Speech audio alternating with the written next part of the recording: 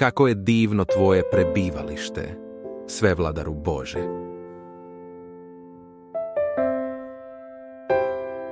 Duša mi čezne za Božjim hramom, a srce i tijelo kliču Bogu živome.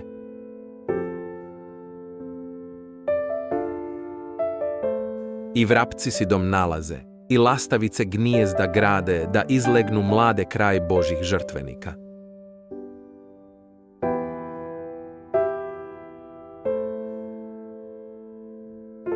O, Bože, Svevladaru, Kralju moj, blago onima što u tvom domu borave i bez prestanka te hvale.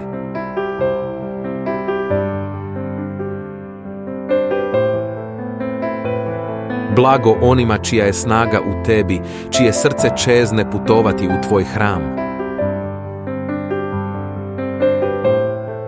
Dok prolaze dolinom baka, ona se ispunjava izvorima, natapa je jesenja kiša. Oni putuju od grada do grada, do Siona, gdje susreću Boga koji je nad svim bogovima.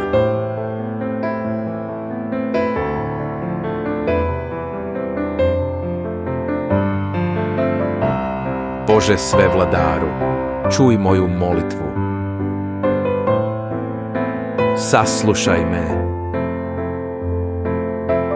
Jakovljev Bože.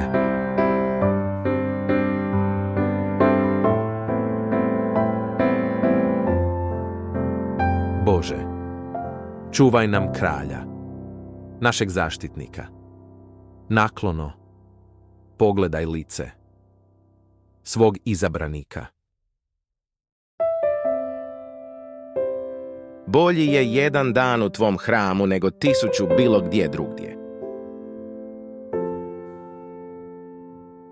Radije stojim na pragu doma svog Boga, nego da boravim u domovima zlih.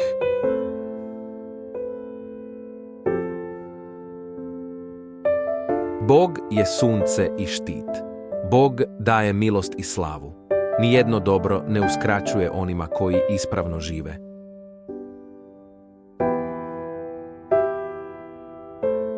Bože Svevladaru, blago čovjeku koji se u tebe pouzdaje.